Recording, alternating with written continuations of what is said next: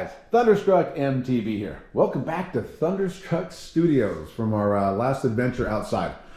So today is going to be my long-term review on my 2024, 2025, I don't know anymore, Rockshox.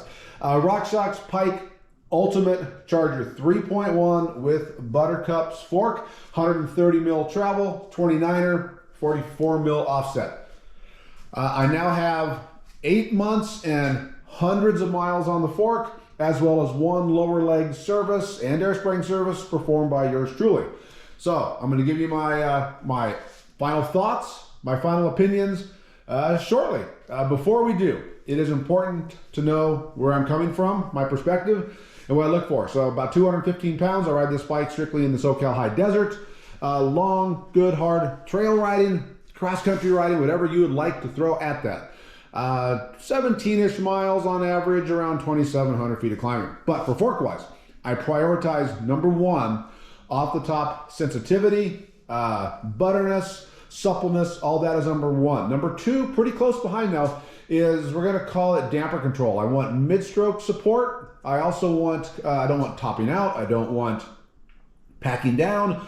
Good control and mid-stroke support of the damper. Number three, fairly below both those would be end stroke support, bottom out resistance. That would be low down number three. There you go. You need to know that, and if you know where I'm coming from, and that way you can tell if what I'm saying matters to you in any way, shape, or form. So let's get into it. I do have one other video on this fork. 8 months ago, I talked about that. I said at that time, I thought it was the best fork that I had ever owned and had ever ridden. So what do I think now after 8 months and hundreds of miles? I am grabbing that Rockshox flag. I'm headed to the top of the mountain and I am yelling to the people below, this is the best fork I've ever ridden. I'm not screaming at the top of my lungs though. I have a little bit of apprehension. You have to stay tuned at the end to find out why I just said that, okay? So why do I say this is with confidence the best fork I've ever ridden? It simply has gotten better over the 8 months. It's just felt better and better and better. And in my opinion, there are two reasons for that. Number one, I simply think the fork is actually broken in. I mean, it's a component. It's got moving parts. It's got tolerances. It slides on bushings and there's seals and there's all sorts of things going on there. I think the actual fork itself has just broken in and gotten better. And number two is I was able to sneak up on my perfect settings. Now, which has more weight of those two things to make it better? I don't know. I really don't. But I can tell you this is the settings wise. I'm not going to go into them exactly in great detail here, but what I will do is I'll put them in the description so you can see where I was at, my weight, where I was at, where I started from. Those will be in the description for those, bike fork nerds that care, or if you're just, fork nerd curious, it's down there in the description. Head down, check it out. But just able to do a click here, a click there, a PSI here, a PSI there. I was just able to get myself into my happy place. I think I probably come across as someone on the video that can't be happy, always futzing, always fiddling. The end of the day, that couldn't be further from the truth. I usually will futz and fiddle until I get to a happy place, and then it's over, it's done. I mean, for God's sake, I write my torque specs down here on the fridge so I can look at them. I mean, yeah, I'm that kind of wacko. So a good example would be my Specialized ground control grid tires. When I got on these front and rear for the first time, I don't know, half a dozen rides, something like that. I was always messing with pressure, 30 PSI, real granular analog gauge, real accurate, half PSI here, PSI there. Finally, after that half a dozen rides, I settled on my perfect pressure, front and rear. Guys, I haven't touched it in over 2 years. It's been the same. Anybody curious? It's 20.5 in the front and 24.5 in the rear. Just kind of goes to prove, to show you that once I find something, I just set it and forget it. I use my iPhone to get my exact angle of my brake levers, and I can repeat it over and over, things like that. So yeah, some of that makes me sound even crazier, I know, but I am a set it and forget it guy. So I was able to sneak up on my settings probably from August to probably somewhere around October, just with a click here, a click there, and boom, I have been there ever since. The great thing about this fork is every click matters. It really does. Every single click matters. It makes a tangible difference in feel, which is great. Sometimes it changes something, but it changes another thing for the worse, but you can always kind of feel that. Where other forks, you got to go sometimes 3-5 clicks, and then you're still kind of wondering, did it do anything?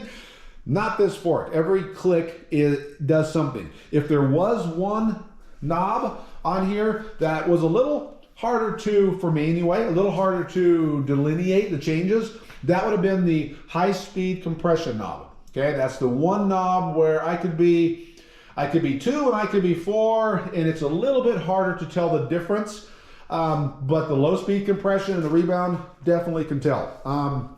Real quick, when you do go down and check out those settings, if you go down there, Rockshox is a little bit different. Please don't be blurry.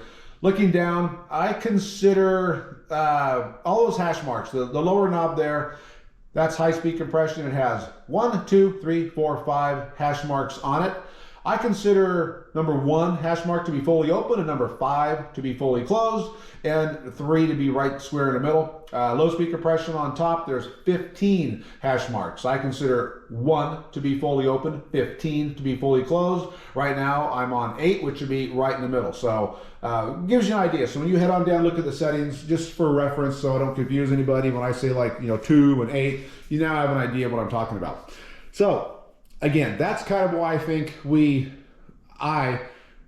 it has gotten better. And I literally couldn't be happier with the way this fork performs. I don't like to throw just broad advice out to anybody with suspension, just because it can be so personal. We're all different. We all expect different things. We have different feelings. We ride different, yada, yada, right?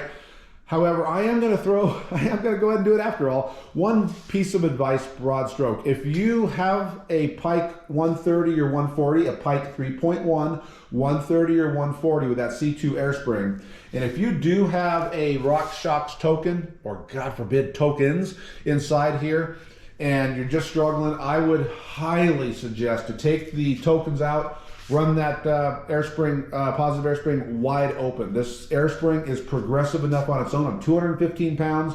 I do not clap this fork out metal to metal. I bottom every once in a while. I do have a feature, but it isn't ever a hard bottom. It's just as you would expect. It's a trail fork, right? If you're constantly clapping out a 130 fork and having to put in 1, 2, 3 tokens on this progressive of an air spring, you might have to revisit, do you have the correct fork on your bike? The Pike is a trail fork, right? Especially at 130. It's only going to handle so much. It's a trail fork. It is what it is. So that's my broad stroke piece of advice. No matter your weight, no matter your size, is those tokens, man. I would open that chamber up and I would start from scratch if you're struggling. So that sort of leads us now to, remember I said the apprehension, right? That sort of leads us to the apprehension. Why am I not at the top of the mountain with the flag screaming at the top of my lungs it's the best? Because I don't know if I didn't win the fork lottery, if in terms of how this was put together, right? Let's say Rockshox makes 100,000 of these units, right? If there's 1,000 of these units that come off the line that are just complete duds, tolerances are all screwed up, everything else, and then there's 1,000 that come off the line that are just freaking perfect. Everything is perfect. And the other 98,000 is somewhere in the middle, right? Did I get one of the 1,000 forks that is the best of the best and the tolerances are absolutely perfect and spot on? I have no way of knowing that. So I'm a little apprehensive that I got the fork lottery and I won, and this fork is absolute butter. But I've seen enough other reports from people and reviewers that I trust that also are really enjoying the Charger 3.1 Pike as well. So that's my reason of my apprehensive. I mean, when you're producing, again, 100,000 units for a better word, you're mass producing something, sometimes things go wrong, right? And that's why they have lemons in cars and the lemon law and all that good stuff. So that's my only apprehension, but I'm really confident in this fork, my specific fork that I have on this bike right now. is the best fork I have ever ridden. So head to the other video. I will link it here at the end of this one coming up. You'll see it. If you're curious for more specs and what I'm comparing this to and what's my experience of other forks when I say such a bold statement, head over to that video, check it out, see what you think. But if you're rocking this fork and you're like, what is this dude smoking? I hate my fork, I hate it. Leave it in the comments, man. Leave in the comments. You're not going to hurt my feelings. I'm not going to try to convince you otherwise. I won't argue with you. I may, say, hey, try this setting, try that setting. Did you remove tokens? Yada, yada. I don't know, man. Maybe you got one of the 1,000, sucky ones. But if you have a different experience than I do, please leave it in the comments. That's what this channel is for. It's to help other people down the road. This fork is going to be relevant. This fork is going to be relevant not only for the rest of 2025, but all of 2026. Probably not till 2027 when Rockshox releases the Charger 3.14, Pi edition charger. That'll of course now be the bestest everest and go from there. So this fork is going to be relevant. So for those of you looking to purchase it, I would say purchase with a real high level of confidence. Okay, so great job, Rockshox. You did a fantastic job on this fork. Well done. And anyway, guys, there it is. If another video pops up on this, it's probably not a good thing. Something probably broke or, something else happened. So anyway, hope this review helped. It's close enough to 10 minutes. And we'll see you on the next one. Thanks, guys. See ya.